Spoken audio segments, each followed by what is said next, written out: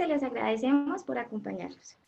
En este momento le voy a dar paso al ingeniero Gerardo Martínez, les comento un poco. Él cuenta con 25 años de experiencia en sectores de normalización, certificación y acreditación. Además de esto, es magíster en calidad y gestión integral. De nuevo, muchísimas gracias a todos por acompañarnos. Les pido una disculpa por el tema de la cámara, sé que no me pueden ver. Qué pena con ustedes. Bueno, doy paso al ingeniero Gerardo, quien nos profundizará un poco más el tema de imparcialidad para organismos de evaluación de la conformidad. Ingeniero, le doy paso, ingeniero Gerardo.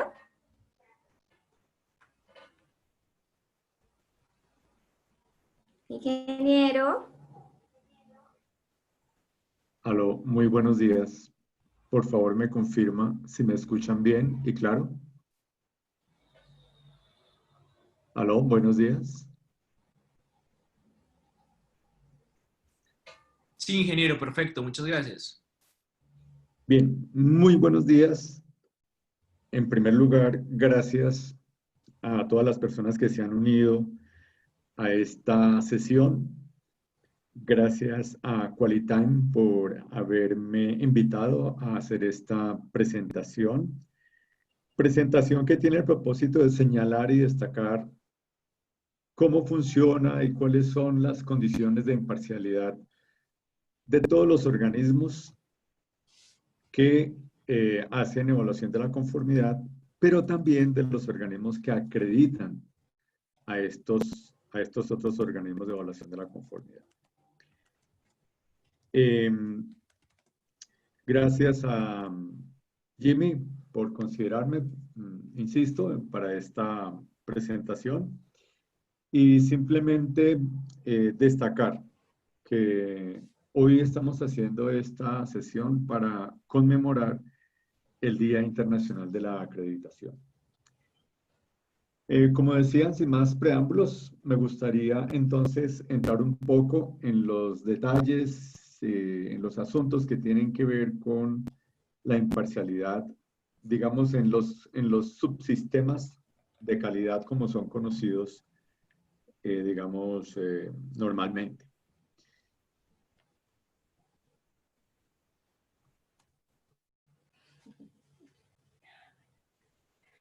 Un segundo, por favor. Hago aquí una revisión de...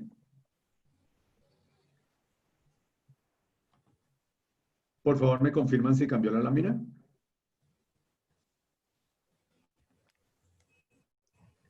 Sí, ingeniero, perfecto. Muy bien, muchísimas gracias. Era para confirmar que estaba todo funcionando bien. Pues son varios los temas que yo he considerado que vale la pena revisar alrededor del tema de la imparcialidad. Lo primero es el concepto, saber qué es la imparcialidad, cuáles son los criterios que permiten determinar cuándo la hay y cuándo no la hay. Lo segundo es revisar las obligaciones de los organismos. Y aquí vale la pena destacar que el primero que está obligado con la imparcialidad es el organismo de acreditación.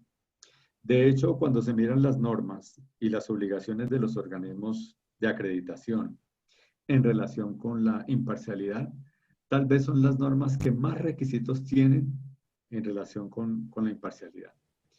También vamos a mirar un tanto la reglamentación, en particular aquí en Colombia, que tenemos reglamentación nacional respecto a temas asociados a la imparcialidad. Entonces, lo primero sería entrar en el tema de los conceptos.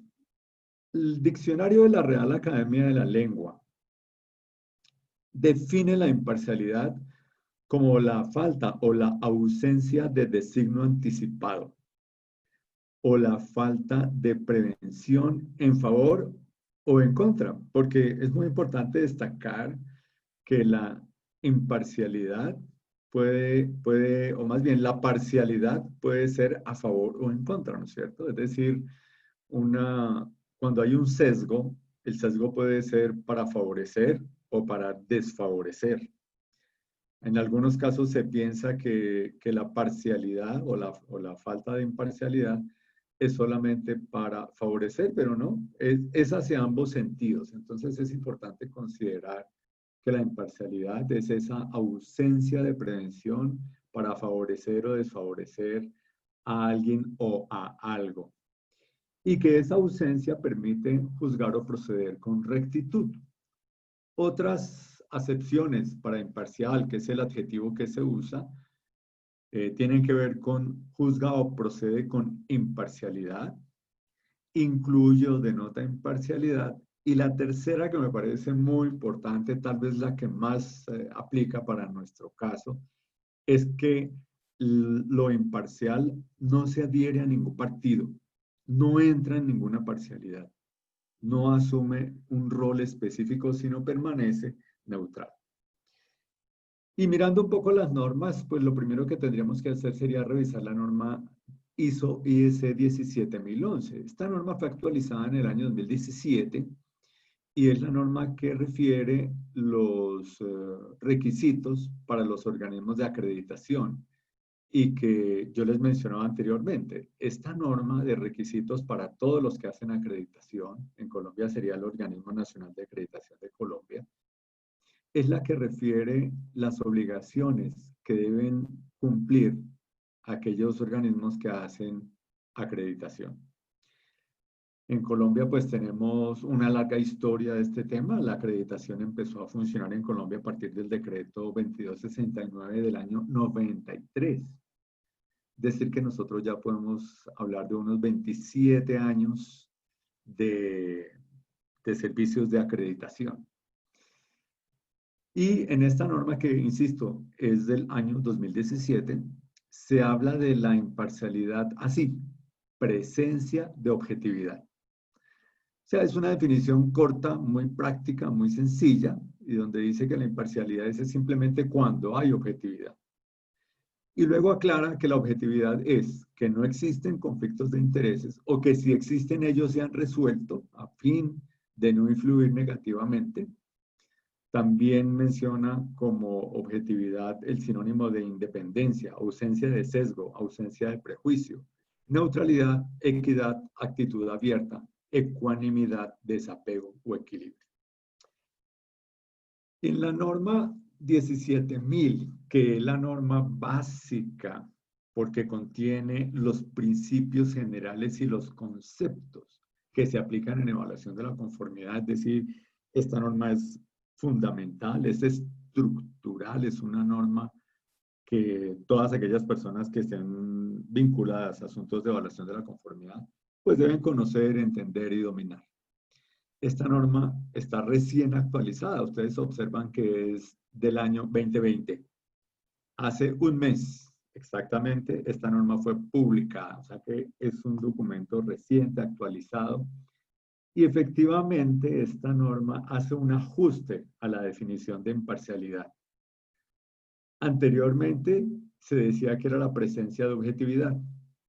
En esta norma, que es 2020, mayo de este año, se precisa que la imparcialidad es la objetividad, pero lo contextualiza haciendo referencia a el resultado de una actividad de evaluación de la conformidad.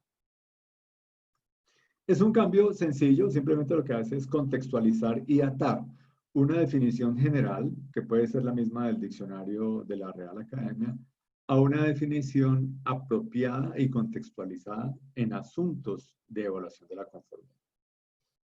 Entonces, cuando de mayo en adelante nosotros vamos a hablar de imparcialidad en asuntos de evaluación de la conformidad, siempre tendremos que contextualizarla, es que esa objetividad es en relación con alguna actividad de evaluación de la conformidad. La acreditación también es una definición un poquito ajustada en relación con las definiciones que estaban antes. La acreditación, que como les digo es de la definición actualizada de mayo de este año, dice que la acreditación es la atestación de tercera parte relativa a un organismo de evaluación de la conformidad, que conlleva la demostración formal de tres cosas. 1, la competencia. 2, la imparcialidad. Y 3, la operación consistente para desarrollar actividades específicas de evaluación de la conformidad. Eso quiere decir que cuando un organismo de acreditación acredita a un laboratorio o a un organismo de inspección o a un organismo de certificación, está dando fe pública a todas las partes interesadas en los asuntos de evaluación de la conformidad, que ese organismo que acreditó tiene 3 características. Y para poder determinar que sí las tiene, hizo una evaluación en donde confirmó a través de evidencia objetiva que ese organismo es, 1, competente, 2, imparcial, 3, opera de manera consistente sus servicios de evaluación de la conformidad.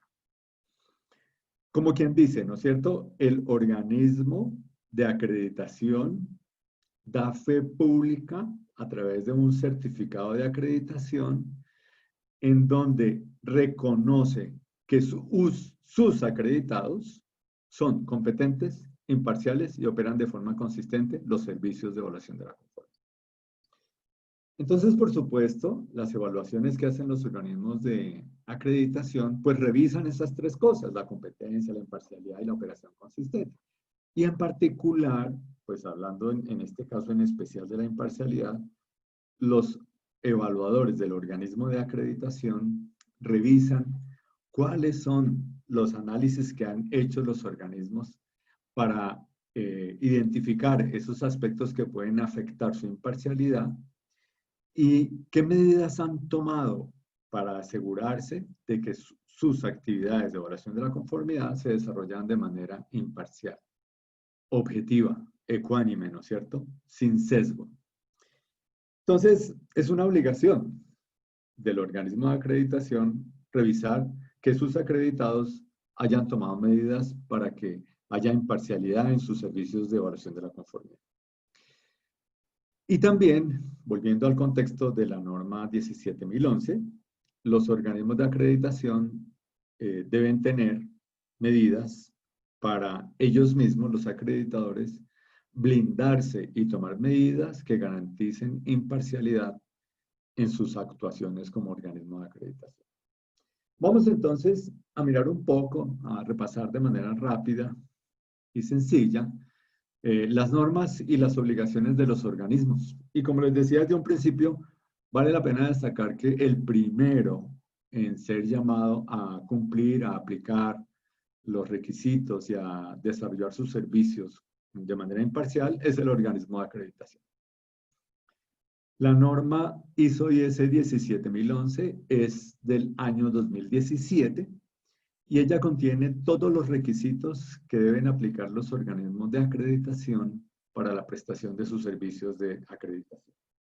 En el numeral 4.4 o en la cláusula 4.4 establece requisitos de imparcialidad de forma general, pero más adelante hay otros capítulos que tienen que ver con la imparcialidad, cuando designa evaluadores, cuando hace revisión, análisis de quejas y apelaciones.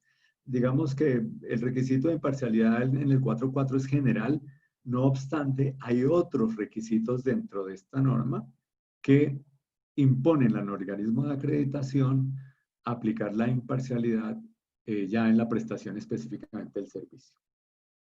Pero también otros organismos, en este caso los organismos de evaluación de la conformidad, están sujetos a requisitos de imparcialidad.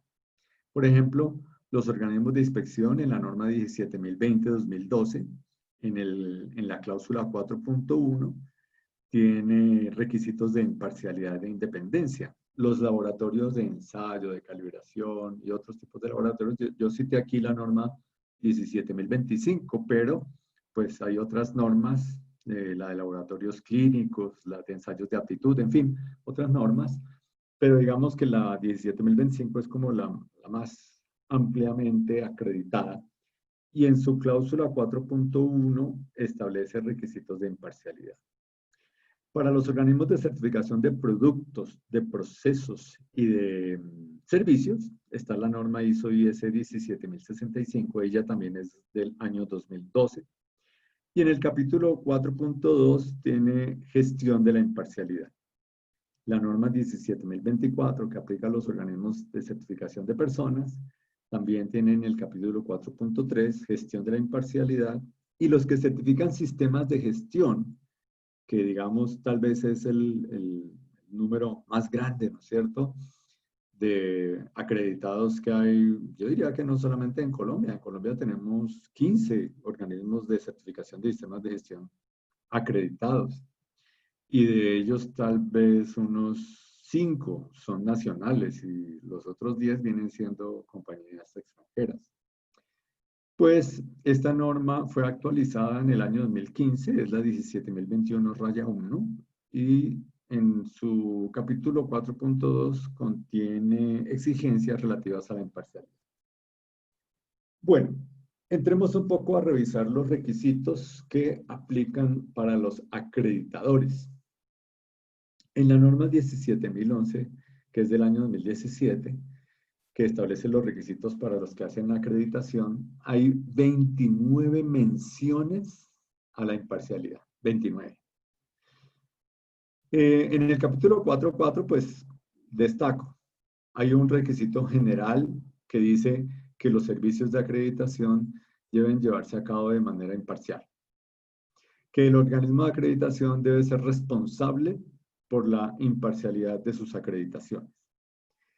Que el organismo de acreditación no debe permitir presiones comerciales, financieras o de otra índole que puedan afectar o comprometer la imparcialidad de sus actuaciones. Y hay una aclaración que dice que si el organismo de acreditación es gubernamental o parte de una entidad mayor, como suele suceder en algunos países donde el organismo de acreditación corresponde a una parte de una entidad del Estado, entonces hay un requisito específico que dice que ese organismo, que forma parte de una entidad más grande, debe estar organizado de manera que la acreditación sea imparcial. Eso debido a que pues, el Estado en muchas ocasiones también desarrolla algunos servicios de laboratorios y puede ser sujeto que en algún momento el organismo de acreditación se vea en la necesidad de evaluar otras entidades del Estado. Y ahí es donde podría entrar un poco a ponerse en tela de juicio sus actuaciones. Dice como requisito general que debe tener una alta dirección comprometida con la imparcialidad. Usualmente lo que hacen los organismos es hacer una declaración de compromiso que está firmada por digamos, por la máxima autoridad del organismo de acreditación, que debe tener documentada y hacer pública una política de imparcialidad que incluya 3 cosas. 1, la importancia de la imparcialidad en la acreditación, la gestión de los conflictos de interés, y la tercera parte de esa política es asegurar objetividad en la acreditación. Entonces, como dice que esa política debe ser documentada y pública, pues es muy fácil, digamos, visitar las páginas web de los organismos de acreditación y encontrar en ellas declaraciones de imparcialidad, políticas, códigos de ética y otros documentos que tienen distintas denominaciones, pero que al final todos tienen que apuntar hacia la imparcialidad. Entonces, pues aquí lo importante, digamos que son 2 cosas, ¿no es cierto? Que tenemos una alta dirección comprometida y para demostrar que la alta dirección está comprometida con la imparcialidad, pues puede hacer declaraciones o usualmente hace declaraciones públicas. Pero también que debe haber una política de imparcialidad que sea pública, de conocimiento público, pues generalmente está disponible en las páginas web de los organismos. Requisitos sobre el personal, dice que debe actuar objetivamente y estar libre de presiones comerciales, financieras que comprometan la imparcialidad. Y eso hay que verlo de una manera amplia porque aplica a todas las personas del organismo de acreditación que participan o que tienen algún rol en la acreditación, desde que se hace la solicitud de acreditación hasta que se emite el certificado de acreditación. Todas aquellas personas que participan en ese proceso están sujetas a actuar objetivamente y estar libres de presiones. Y ahí dice, comerciales, financieras o de otra índole que puedan afectar la imparcialidad. Un requisito, el organismo de acreditación debe exigirle a su personal que revele conflictos de interés. Entonces lo que hacen los acreditadores usualmente es hacer una declaración que deben firmar todas las personas que participan en ese proceso de acreditación para que revele si hay un conflicto de interés con algún asunto en particular, con alguna solicitud de acreditación o algún proceso de acreditación, el informe de una evaluación de un acreditado o de un potencial acreditado, o por ejemplo la decisión sobre una apelación, la decisión sobre una queja. Todas aquellas personas que participen en alguna parte del servicio del proceso de acreditación están obligadas, ellas, a revelar potenciales conflictos de interés en relación con el caso que tienen en particular. Y también hay otro requisito que dice que debe permitir la eficaz participación de las partes interesadas en salvaguardar la imparcialidad. Este requisito es muy importante porque aquí lo que se busca es que todos aquellos que tienen algún interés en los servicios de acreditación deben tener acceso a participar en la salvaguarda de la imparcialidad. Entonces, lo que normalmente hacen los organismos de acreditación es crear un comité de imparcialidad o un comité de ética, tiene distintos nombres, pero en ese comité busca que haya representación de distintas partes interesadas, pero que no predomine ninguna en particular y que estén presentes todas las partes interesadas que ha identificado. Y que ellos, ese comité, pues tenga una supervisión, podemos decirlo así, en qué es lo que está haciendo el organismo de acreditación para ser imparcial, qué está haciendo para que se revelen los posibles conflictos de interés, si hay alguna queja o alguna apelación o alguna situación relacionada con la imparcialidad, pues ese comité es el que revisa, aconseja, y como representa a todas las partes interesadas, pues es un organismo colegiado que atiende y que supervisa y que vigila. Dice que debe asegurar la representación balanceada de las partes interesadas y que haya predominio, ya lo hemos dicho, y que debe, en cuanto a los riesgos a la imparcialidad, debe hacer lo siguiente. 1, identificarlos. 2, analizarlos. 3, evaluarlos. O sea, como quien dice, calificarlos. 4, tratarlos. 5, monitorearlos. Y 6, documentarlos. Entonces, son 6 actividades que un organismo de acreditación debe realizar en relación con los riesgos. Y que también debe tener en cuenta los riesgos de sus relaciones o de las relaciones de su personal. En la norma 17.020, que es la de los organismos de inspección, se destaca que los riesgos surgen de las relaciones. Entonces hay relaciones del organismo de acreditación con otros, que son organismos u organizaciones, y que en esas relaciones puede haber presente alguna condición que amenace la imparcialidad. Entonces ahí está la primera parte, ¿no? Riesgos originados por las relaciones del organismo de acreditación con otros, con terceros. Y también las relaciones de su personal con otros, que pueden ser organizaciones o que pueden ser personas también. Entonces, digamos que el análisis básico de riesgos que adelanta un organismo de acreditación se fundamenta en con quiénes se relaciona y si esa relación crea una situación de riesgo a la imparcialidad. Con quiénes su personal, el personal del organismo de acreditación, tiene relaciones y si esas relaciones crean alguna condición de afectar la imparcialidad. Entonces, digamos que la base del análisis es con quiénes se relacionan, o los organismos o las personas del organismo. Cuando los riesgos han sido identificados, perdón, entonces el requisito para el organismo de acreditación es que sean documentados esos riesgos que ha identificado y que se demuestre cómo elimina o minimiza y que documente el riesgo residual.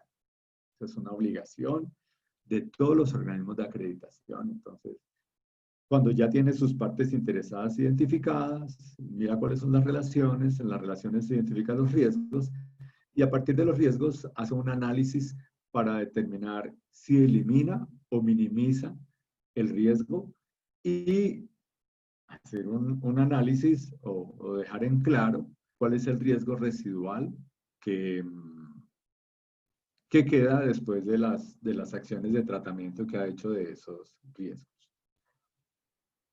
Permítame, antes de continuar, indicar que al final de nuestra sesión vamos a hacer una pequeña sesión de preguntas, por si acaso hay alguna inquietud o algún comentario. Con todo gusto, al final de nuestra sesión podemos sacar un tiempo y escuchar sus inquietudes, sus comentarios, y si hay alguna inquietud, pues también procuraremos atenderla.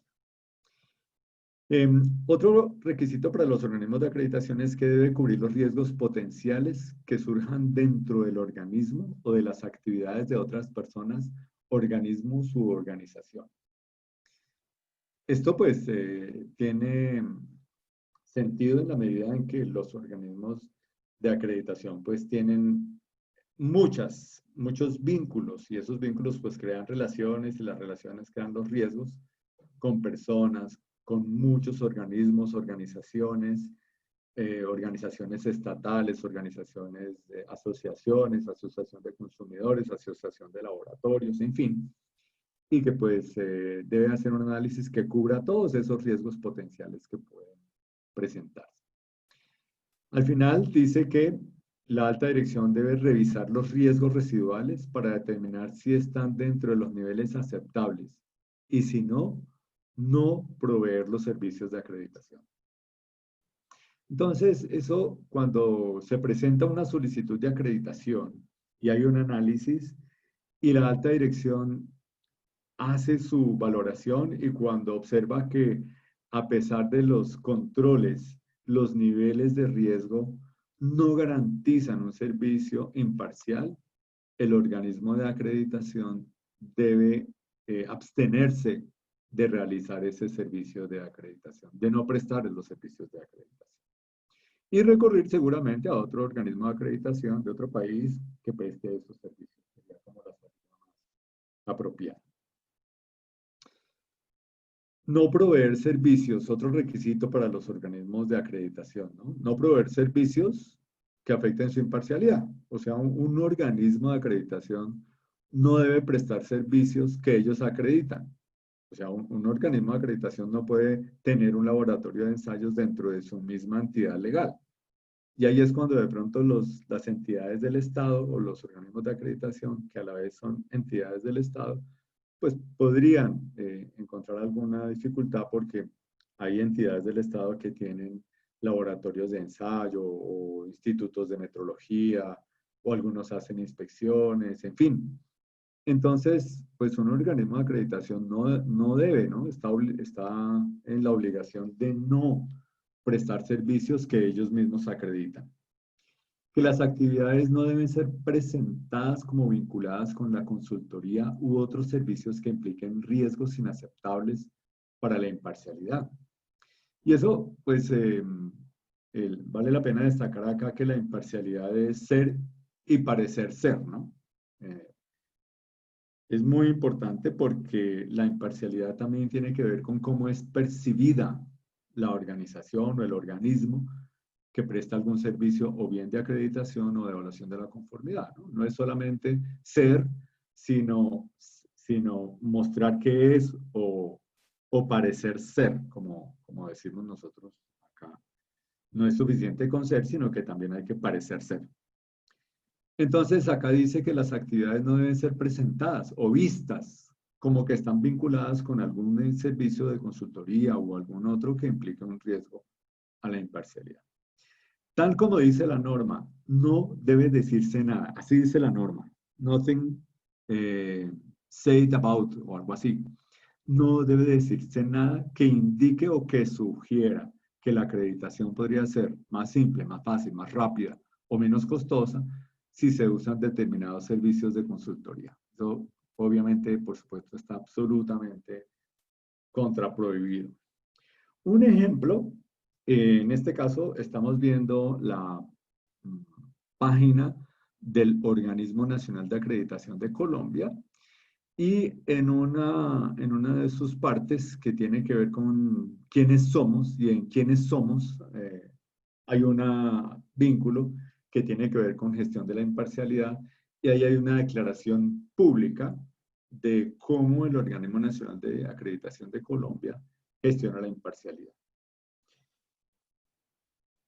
Cuando entramos en el detalle de esta página, encontramos un documento que se llama Lineamientos para la gestión a la imparcialidad. Este es un documento que fue en febrero del año pasado, que es la primera versión que se hizo y que contempla precisamente eso, ¿no? ¿Cuáles son los lineamientos que tiene establecidos el Organismo Nacional de Colombia en relación con la imparcialidad? Allí, pues, me permití extractar algunos documentos. Esta información está disponible en la página de ONAC, en la parte que les comentaba ahora, y ustedes pueden ver este documento.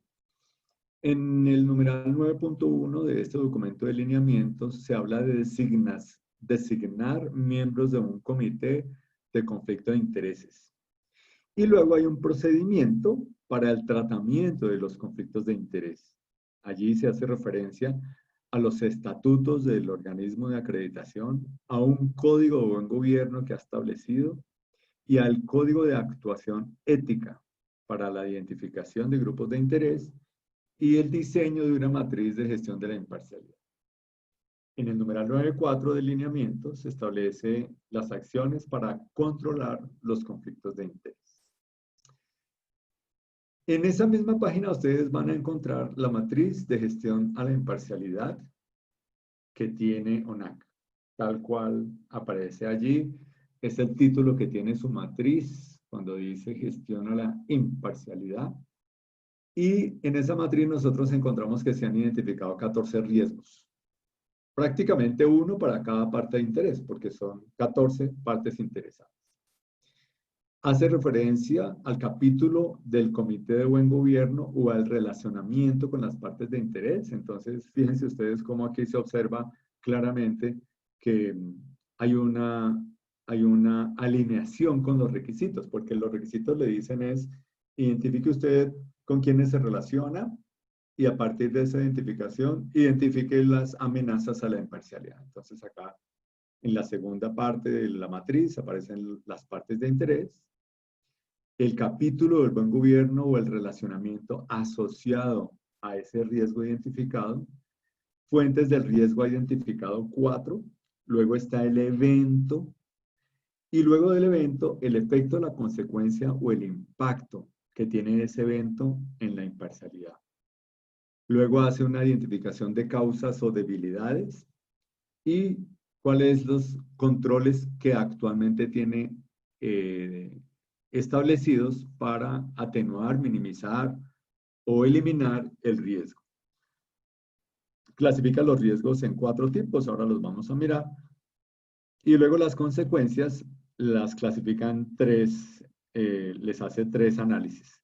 Financieras, legales, calidad, imagen y tercero, la frecuencia. Con base en esto, entonces establece los niveles de riesgo y ha tenido en este caso, pues los tipos de riesgo pueden ser 3, estratégico, de mercado u operativo.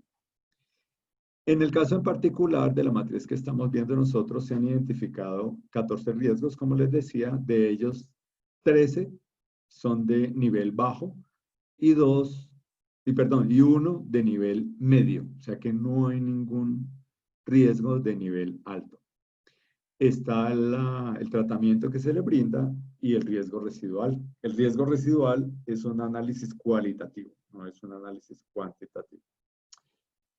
Bueno, ¿qué partes de interés se ha identificado en esta matriz el Organismo Nacional de Acreditación de Colombia? Sus asociados en Colombia, el Organismo Nacional de Acreditación es una corporación a la que se pueden asociar distintas entidades, realicen o no actividades de evaluación de la conformidad.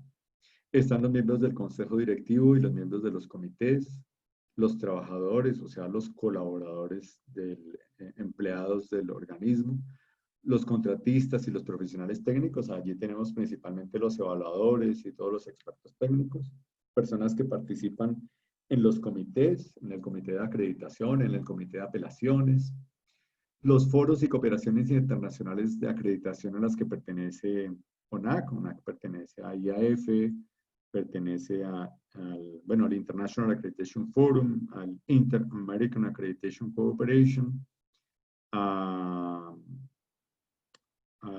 International Laboratory Accreditation Cooperation, y en fin, digamos que a aquellos foros y cooperaciones internacionales es otra de sus partes interesadas. Por supuesto, todos los organismos de evaluación de la conformidad. Colombia tiene alrededor de 1000 acreditados, entonces pues allí tenemos acreditados de distintos tipos de organismos de inspección, tal vez es el mayor número, organismos de certificación de personas, certificadores de productos, sistemas de gestión, laboratorios de ensayo, en fin. Las autoridades de vigilancia y control, el gobierno nacional, los grupos de técnicos asesores. ONAC cuenta con un mecanismo que son grupos de personas que apoyan a la dirección técnica a tomar decisiones técnicas y a definir criterios y a actualizar criterios en materia de acreditación para cada uno de los programas que ellos tienen. El Instituto Nacional de Metrología, el Organismo Nacional de Normalización, que es el ICONTEC, las universidades e instituciones de educación superior y los proveedores. El riesgo número 7 es el que tiene nivel medio. Allí, pues, la parte interesada son los organismos de evaluación de la conformidad. Digamos que es la parte más importante porque, pues, es la prestación a estos organismos del servicio de acreditación. Allí la fuente de riesgo se identifica como relaciones comerciales y contractuales, porque, pues, los organismos de evaluación de la conformidad firman un contrato y para la ejecución de ese contrato pues le pagan unos servicios al Organismo Nacional de Acreditación y digamos que ahí hay una relación comercial y una relación contractual. El evento pues son los asociados a la administración del contrato, el contrato mediante el cual se otorga y se hace uso del certificado de acreditación.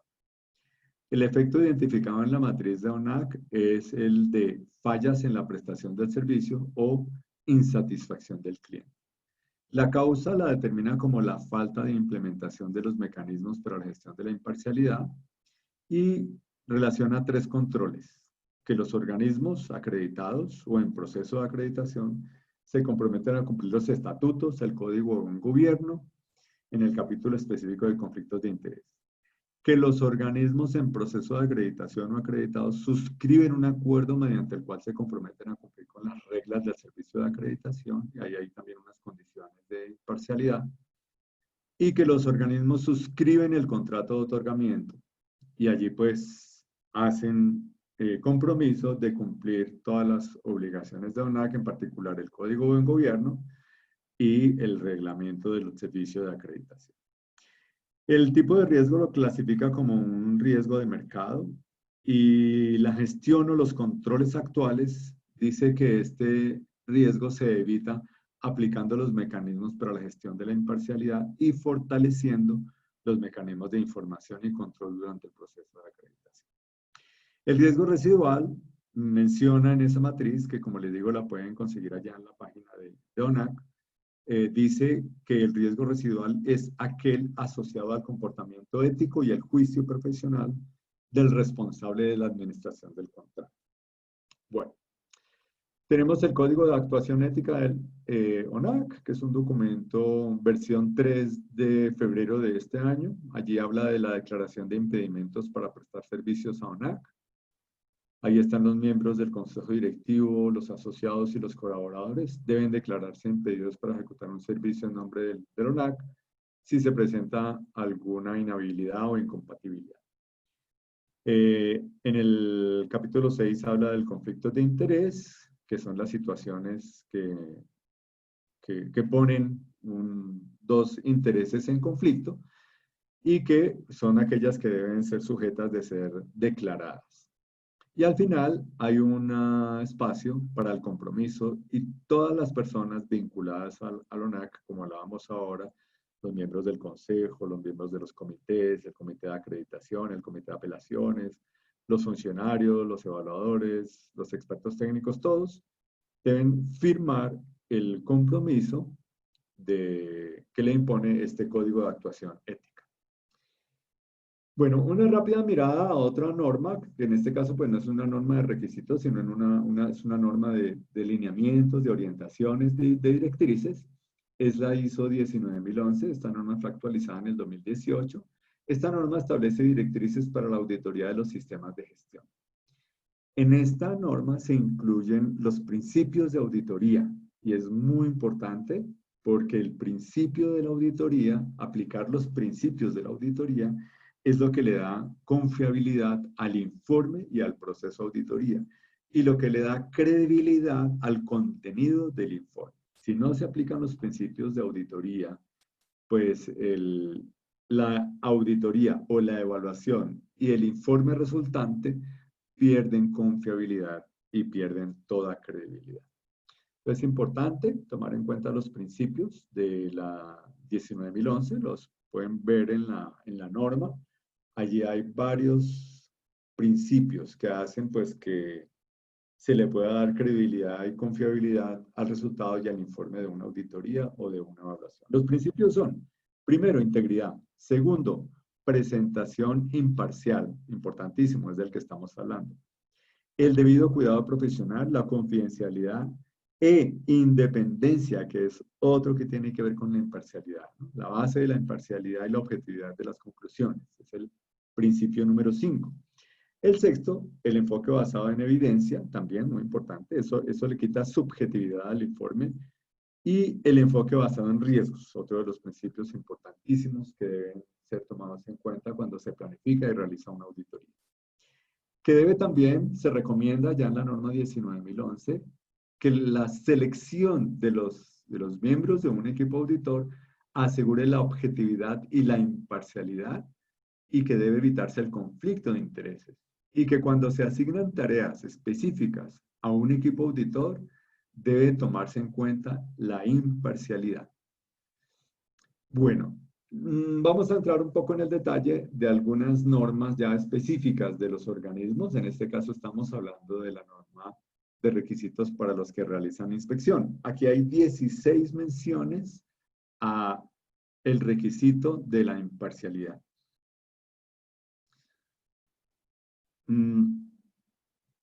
Entonces, esta norma tiene el propósito de establecer requisitos para la competencia de los organismos que realizan inspecciones y para la imparcialidad y coherencia de sus actividades de inspección. Recuerden ustedes cómo era la definición de acreditación. El acreditador garantiza a través de su evaluación y atestación que los organismos acreditados tienen competencia, imparcialidad y una aplicación coherente o consistente de sus servicios de evaluación de la conformidad. Entonces, esta norma es coherente con la norma del organismo de acreditación porque a él le dice, usted tiene que, entre otras cosas, asegurar la imparcialidad de los que usted acredita. Y a los acreditados les dice, usted tiene que cumplir con requisitos de imparcialidad. Entonces, acá está, realizar la inspección de manera imparcial, ser responsable de la imparcialidad de sus inspecciones, no permitir presiones comerciales, identificar los riesgos, y esos riesgos están derivados de las relaciones, como estábamos hablando anteriormente. Luego de identificar los riesgos, debe mostrar cómo los elimina o cómo los minimiza, que debe tener una alta dirección comprometida con la imparcialidad, y que en la organización y gestión del organismo de inspección debe salvaguardarse la imparcialidad. Observen ustedes que son requisitos espejos, son requisitos muy parecidos, redactados con unas ligeras modificaciones, y eso se debe a que las normas han sido emitidas en diferentes años, ¿no? 2012 fue cuando empezamos a tener las normas actualizadas y que antes eran guías, pero en el año 2012 se convirtieron en normas, y cuando ya los acreditadores tenían una norma de requisitos y no una guía para acreditar, sino unos requisitos para acreditar. Entonces, en el 2012 y en el 2017 y en el 2020, digamos que ha venido madurando un poco la terminología y la manera como han quedado redactados los requisitos, pero en el fondo vienen siendo los mismos requisitos. Dentro de la norma 17.021-1, que es la que aplica a los organismos que certifican sistemas de gestión, y como les decía, aquí en Colombia pues tenemos un buen número, son 15 organismos acreditados. Colombia debe tener alrededor de unos 13.000 certificados de sistemas de gestión en distintas normas, 9, 14, 45, 22, 27, 39, 50.001, en fin, todas estas normas de sistemas de gestión. Y hay una norma de requisitos generales, que es la norma 17.021-1, que es del año 2015. Dice que dentro de los principios bajo los cuales se emite la certificación de sistemas de gestión es proporcionar confianza. Cuando una empresa está certificada por un organismo de certificación con alguna norma de sistemas de gestión, con la norma 9001 de calidad o ambiental, la 14001, o la de seguridad y salud en el trabajo, la 45, ese certificado debe proporcionar fe pública o confianza a todas las partes interesadas, al Estado, a los clientes, a los trabajadores, a los proveedores, a las comunidades, de que esa organización cumple y aplica los requisitos de la norma con la que está certificada. Dice que el valor de la certificación reside en el grado de confianza y fe pública que se establece con una evaluación imparcial y competente. Y eso pues es así, ¿no es cierto? O sea, uno ve un certificado de sistemas de gestión y él debe generar confianza. Entonces, cuando uno observa qué organismo de certificación emitió ese certificado, pues debería generar confianza en las distintas partes interesadas de que la organización conoce, implementa y aplica eficazmente los requisitos con los cuales está certificada. Y dentro de los principios que inspiran confianza se incluye primero, es el primero que aparece en la norma, la imparcialidad. Básico, o sea, es un asunto. Y en los requisitos del numeral 4.2 dice que el organismo debe ser imparcial, y mire cómo dice, ser percibido también como imparcial. Ahí es donde hablamos de ser y parecer ser. Así dice la norma, ser percibido como imparcial. Entonces los organismos, digamos, deben adoptar medidas para que proyecten una imagen, proyecten una forma de ser en donde se confirme su imparcialidad o donde se destaque su imparcialidad y su independencia. También dice esta norma, y eso le pasa a todos, ¿no? A todos les pasa, a todos los que están, desde el organismo de acreditación, los laboratorios, los inspectores, los certificadores, todos. Sus ingresos provienen de los pagos de los servicios que sus clientes hacen. Y eso representa una amenaza potencial a la imparcialidad, ¿cierto? Eso está aquí muy destacado en la norma 17.021-1, pero es algo que está presente en todos, con los acreditadores, con los laboratorios, con los inspectores. Todos dependen del pago que hacen sus clientes por los servicios, bien de acreditación o bien de evaluación de la conformidad. Y que eso pues debe tenerse en cuenta como una potencial amenaza y por supuesto un riesgo, y deben tomarse medidas para prevenir que esa dependencia llegue a afectar la imparcialidad de las decisiones del organismo. Que las decisiones deben estar basadas en evidencias objetivas, tanto del cumplimiento como del no cumplimiento, y no deberían estar influenciadas por otros intereses u otras partes. Las amenazas contemplan los intereses personales, la autorrevisión, por ejemplo, cuando un organismo de certificación proporciona servicios de consultoría y después resulta haciéndole la auditoría de certificación a esa misma entidad.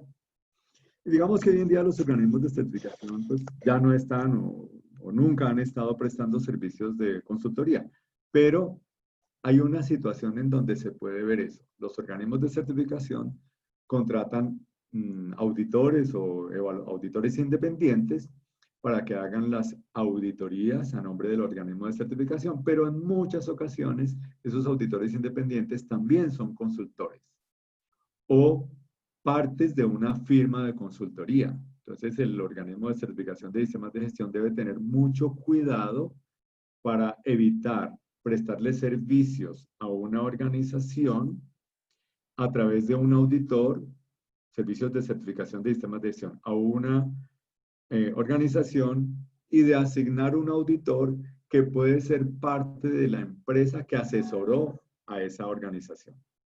Entonces, digamos que hilando muy fino y revisando las cosas al detalle, es cuando se puede ver ahí, por ejemplo, la autorrevisión. La familiaridad, que es cuando, por ejemplo, un auditor va 5 años seguidos a la misma organización a hacerle la auditoría con la norma. Eso ya crea una excesiva familiaridad o una excesiva confianza, y en ese sentido, pues los organismos han tomado medidas para prevenir que los auditores estén máximo un ciclo de 3 años realizando auditorías a la misma organización. Otro que hay que tener en cuenta como amenaza es la intimidación, y es cuando una persona o un organismo tiene la percepción de sufrir una coacción o se ve como amenazado de ser reemplazado o de ser denunciado a un supervisor. Luego vamos con la norma 17.024, que es la norma que certifica personas o para los organismos que certifican personas. Y allí pues también está el requisito de documentar la estructura, las políticas y los procedimientos para gestionar la imparcialidad. Miren, ¿no? Son estructura, políticas y procedimientos. De tal manera que se asegure la certificación, que la certificación se realiza de manera imparcial. Debe haber un compromiso de imparcialidad de la alta dirección. Eso está en todas las normas, desde la norma de los organismos de acreditación. Tener una declaración accesible al público sin solicitud previa, por la cual reconoce la importancia de la imparcialidad, gestiona los conflictos de interés y asegura la objetividad. Eso es prácticamente lo mismo que acabamos de leer nosotros en la norma del organismo de acreditación, en la 17.011. Y actuar de manera imparcial. Aquí vienen unos requisitos que prácticamente son generales y paralelos o transversales a todas las normas, tanto del organismo de acreditación como de los organismos que prestan servicios de evaluación de la conformidad. Ser responsable de la imparcialidad, identificar las amenazas, incluir aquellas amenazas que se derivan de sus actividades, las relaciones con organismos, las relaciones del personal con otros, estructurar y gestionar la certificación de manera que se salvaguarde la imparcialidad e incluir la participación equilibrada de las partes interesadas en ese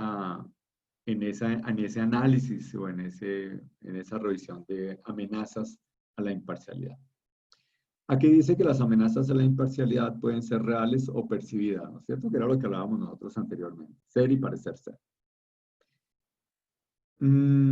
También dice que en particular, ¿no? Esto sí es específico para los certificadores de personas, que hay casos en los que los organismos que certifican personas también imparten formación, y que un posible riesgo o una amenaza a la imparcialidad es cuando certifican a las mismas personas a las que ellos les han brindado capacitación o formación.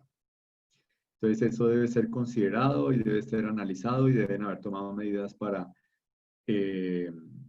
eliminar el riesgo o la amenaza a la imparcialidad allí en ese caso.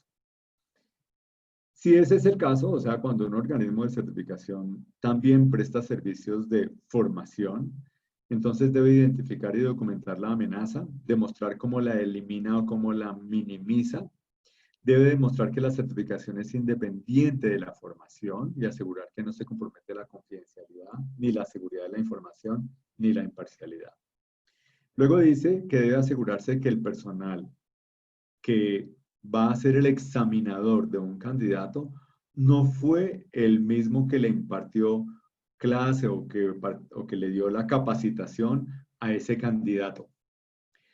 Dice también que por un periodo de 2 años no debe esa persona que ha sido instructora, esa persona no debe ser designada como evaluadora de la persona a la que le brindó capacitación. Por un periodo de 2 años. Se estima que después de 2 años ya ha desaparecido esa amenaza y tal cual dice ahí, por un periodo de 2 años es textualmente como lo tiene la norma. Dice además que, bueno, yo no sé, pero así como se los digo, así dice, que ese tiempo de 2 años puede ser menor si se demuestra que no se compromete la imparcialidad. Entonces es curioso, por decirlo menos, que en una norma diga que debe haber un periodo mínimo de 2 años, pero que puede ser menor si usted demuestra que no se compromete la imparcialidad. Entonces ahí habría que tomar unas medidas de supervisión, un testigo, un monitor, otra persona que testifique que si una persona que le dio capacitación a un candidato para certificar y le hace la evaluación y le hace los exámenes, lo está haciendo de manera objetiva, imparcial, ecuánime y libre de compromisos.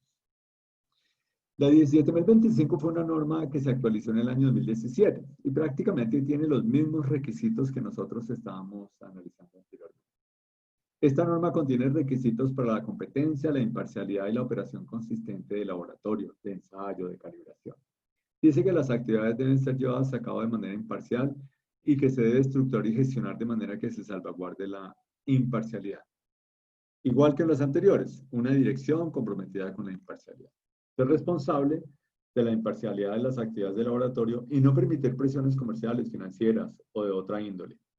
Debe identificar los riesgos de manera continua e incluir en ese análisis de riesgos las relaciones que amenazan a la imparcialidad.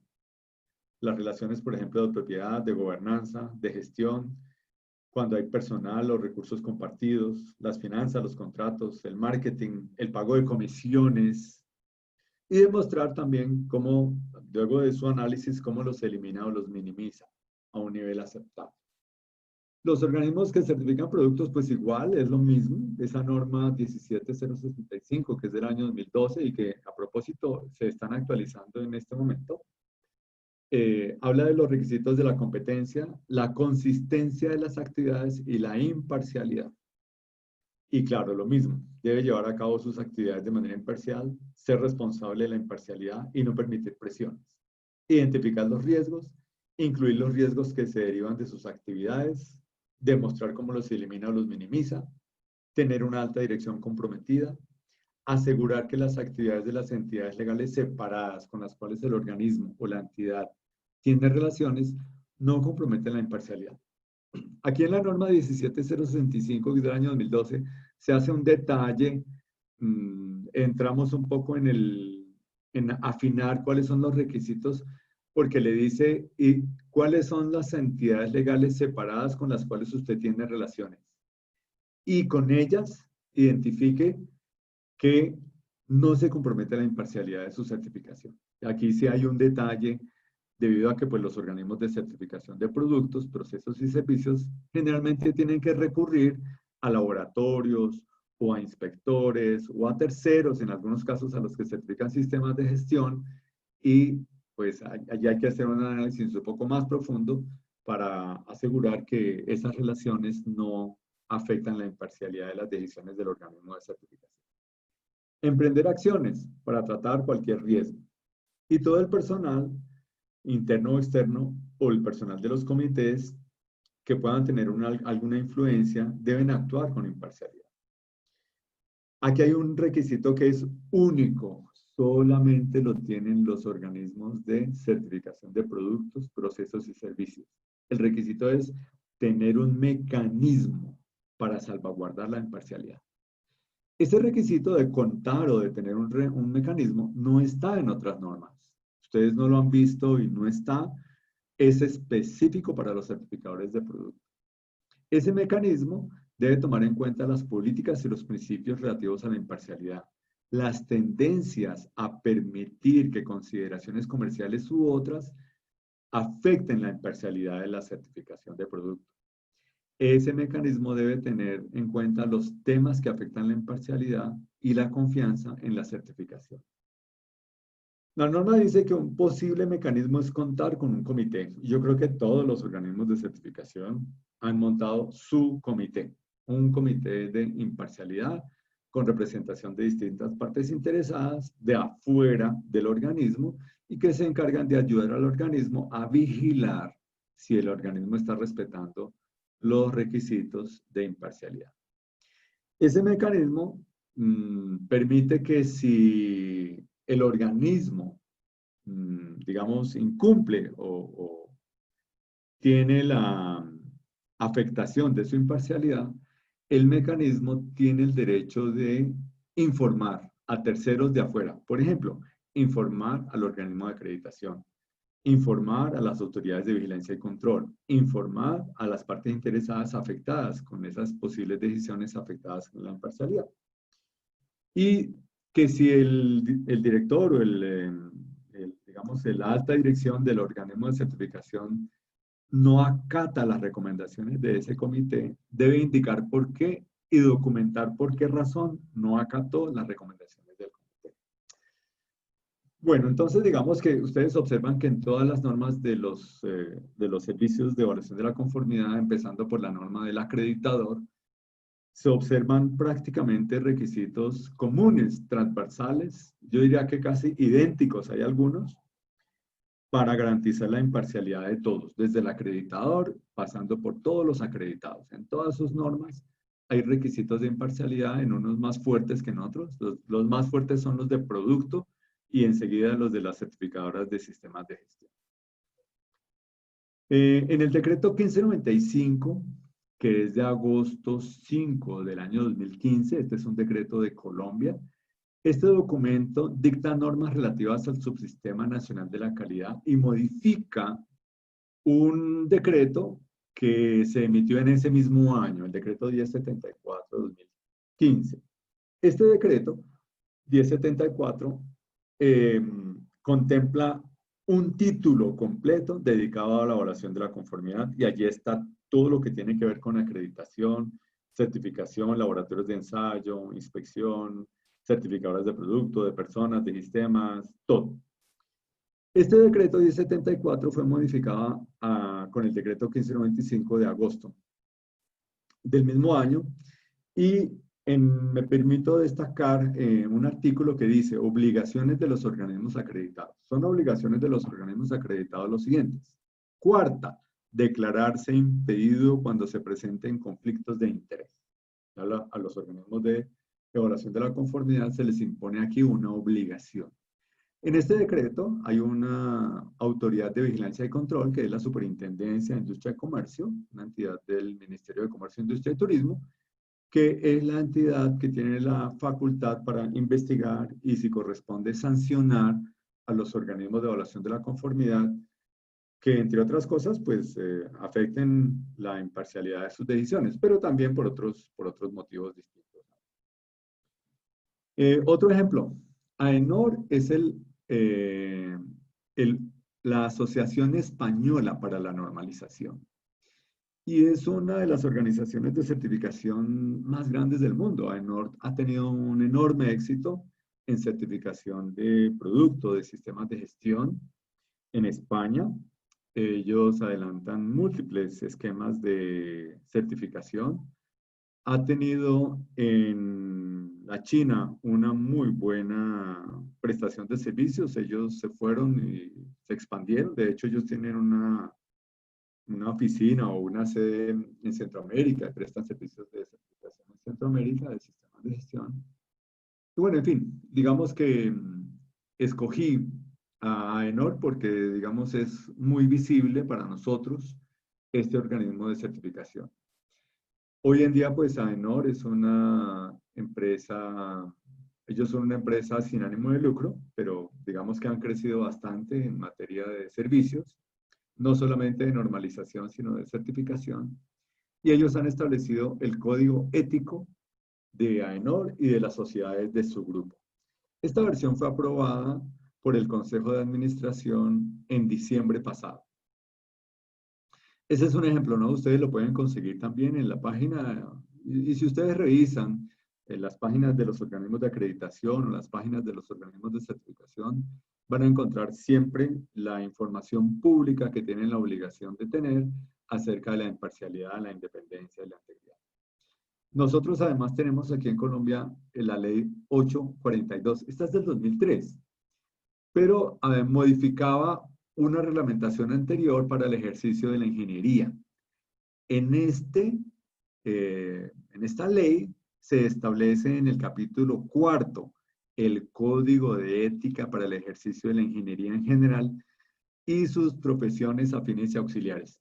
Y ustedes van a encontrarlo también para otros. Yo escogí este, pues tal vez porque es uno representativo, es muy completo, que es el Código de Ética para ingenieros. Ahí dice, artículo 29, postulados éticos del ejercicio profesional. En el capítulo 2, los deberes y las obligaciones. En el capítulo 3, inhabilidades e incompatibilidades de los profesionales. En el capítulo 4, régimen disciplinario. Y en el capítulo, bueno, ya el siguiente capítulo del título 5 tiene que ver con el tema de las sanciones. Y está todo el tema dedicado, es muy completo este documento, sumamente descriptivo de lo que se puede y de lo que no se puede, de cuándo sí, de cuándo no. Los profesionales de ingeniería y de las actividades relacionadas pueden o no pueden desarrollar su actividad. Bueno, entonces pues me pasé un poquito, presento disculpas. No sé si haya inquietudes, preguntas, comentarios que puedan ustedes, por favor, indicar con muchísimo gusto. Escuchamos sus apreciaciones.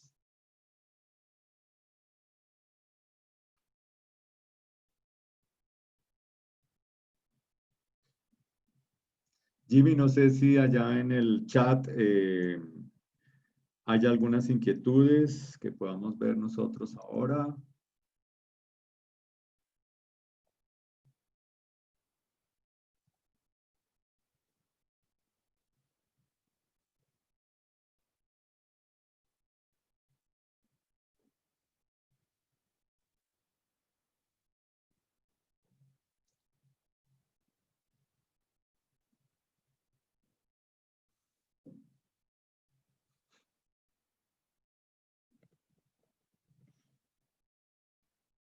Bueno, no sé si Jimmy o Marianne pudieras indicarnos si hay algunas inquietudes o preguntas que podamos atender o si alguien nos quiere hacer comentarios.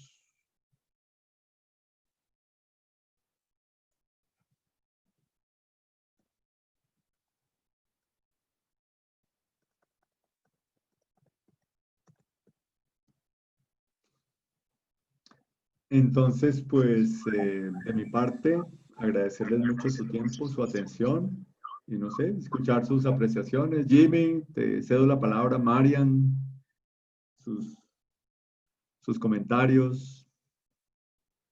¿Me escucha?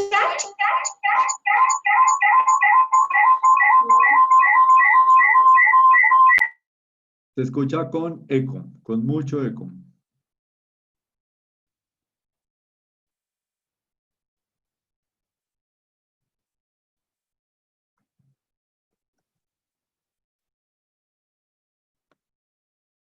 Hola, ¿me escuchan? ¿Me Sí, escuchan ahora sí todos? escuchamos, Jimmy. Ok, qué vergüenza, tuve una complicación al final, entonces tenemos unas preguntas, ¿sí? Tenemos unas preguntas que han dejado acá en el chat. Entonces, hay una pregunta que creo que es muy válida, no recuerdo quién la hizo, hablaba sobre cuál era la diferencia entre imparcialidad e independencia. No sé si el ingeniero nos la quiera Ajá. aclarar. Sí, son conceptos sumamente vinculados, porque si no hay independencia, se afecta la imparcialidad. Eh, Exacto. entonces, digamos que no hay una línea clara o una franja que nos determine en dónde termina la independencia y en dónde empieza la imparcialidad. Simplemente cuando se afecta la imparcialidad, también se está afectando la independencia. En los principios de auditoría que les comentaba ahora, que están en la norma 19.011, que es la de auditoría de sistemas de gestión, lineamientos, se mencionan varios principios y uno, por ejemplo, es la ética. Entonces, cuando un auditor o un evaluador acepta realizar una auditoría o una evaluación, a pesar de que no es independiente, se afecta la imparcialidad, se afecta la ética, se afecta la credibilidad, se afecta la confiabilidad del informe. Entonces, digamos que con una sola falta o con una sola actuación, por ejemplo, aceptar una evaluación o aceptar una auditoría en donde no hay independencia o en donde no se percibe incluso la independencia, automáticamente se afectan varios principios varios principios del ejercicio profesional. Entonces, yo lo que le puedo decir es que no hay una separación que discrimine qué es imparcialidad y qué es independencia. Son conceptos sumamente vinculados. Ok, perfecto, ingeniero. Tenemos otra pregunta de Astrid, que dice que ella no entendió muy bien el tema del riesgo residual. Perfecto. Es hacer de pronto una aclaración. Sí, excelente. Yo voy a mirar a ver si tengo acá un archivo abierto en donde podría mostrar, bueno, no lo tengo abierto. Si me dispensan un segundo, voy a tratar de abrir un archivo para mostrar y ejemplificar qué es lo del riesgo residual. Un segundo, por favor. Tocaría que volviera a compartir pantalla, ingeniero. Cualquier Sí, cosa, de pronto como voy a ir ampliando sobre la pregunta de independencia e imparcialidad. Si bien es cierto, es muy subjetivo, una forma en que yo he encontrado de diferenciar.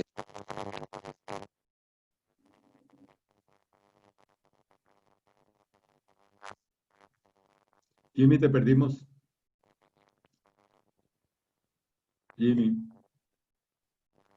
Te perdimos, te perdimos.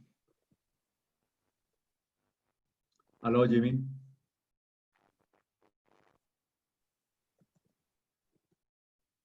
Aló, Jimmy. No te escuchamos. O yo por lo menos no te escucho. Hola, ¿me Y ahora sí. escuchan? Sí, ahora sí. Ok, qué pena. Entonces, una forma de diferenciar o ajustar el tema de imparcialidad, la diferencia entre imparcialidad e independencia, que son conceptos sumamente ligados, es que la independencia va en función de que haya una presión por parte de una organización en cuanto a su estructura. Es decir, en independencia puede haber una especie de subordinación. Obviamente estamos suponiendo, ¿sí? No está escrito eso en ningún lado. Mientras que la imparcialidad contiene esos mismos riesgos de independencia, sumándoles otros riesgos también externos. No es que tenga que ser así necesariamente el escenario, pero pues es una forma en que hemos encontrado como para tratar de discriminar cuando hacemos las matrices de riesgos en diferentes tipos de organismos. Entonces, por ejemplo, un laboratorio que pertenezca a un grupo empresarial, entonces puede tener un posible riesgo a su independencia, porque empresas del grupo empresarial pueden solicitar que se alteren.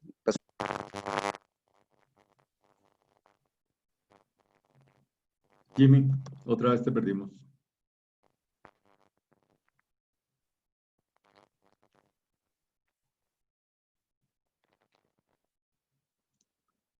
Jimmy, te perdimos. ¿Escuchan? Ahora sí. Ok. Su dato. Seguimos con otra pregunta. Sí. Si me permiten, voy a compartir el archivo. Por favor, me confirman cuando lo estén viendo. Viendo. ¿Ya lo están viendo? Sí. Bueno, muy bien. En pantalla ustedes observan la matriz pública que tiene el Organismo Nacional de Acreditación de Colombia para su análisis de riesgos a la imparcialidad.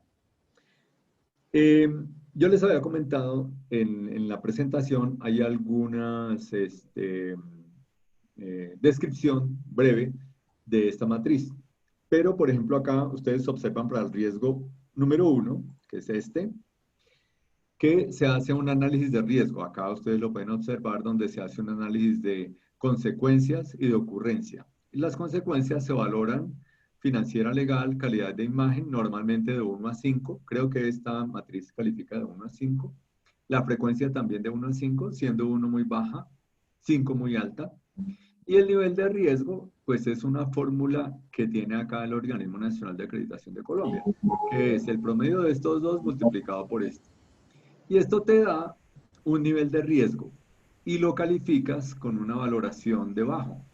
Debe haber un documento interno que seguramente tiene UNAC, en donde cuando hace su valoración de riesgos, 2.5 corresponde a un riesgo bajo. Y luego aquí aparecen las medidas de tratamiento. Al final aparece en esta columna Q el riesgo residual, que es el análisis de esta valoración de nivel después de que se han tomado estas medidas. Entonces, para resumirle la respuesta, el riesgo residual es aquella consideración que se hace del nivel de riesgo después de que se tomaron las medidas de tratamiento. Entonces, antes del tratamiento, tu riesgo tiene un valor. Con ese valor, tú determinas hacer unas acciones de tratamiento. Entonces, tomas unas medidas para disminuir o para eliminar el riesgo. Después de que se han aplicado esas medidas, se hace el análisis del riesgo residual. Como quien dice, sería como ver en qué nivel quedó el riesgo después del tratamiento que se le dio. En este caso, ONAC pues hace un análisis cualitativo, como les decía, aquí dice riesgo residual y entonces hace un análisis cualitativo. En otras organizaciones lo que se observa es otro análisis cuantitativo donde vuelve y revisa las consecuencias y mira la frecuencia de ocurrencia y vuelve y califica el nivel de riesgo. Digamos que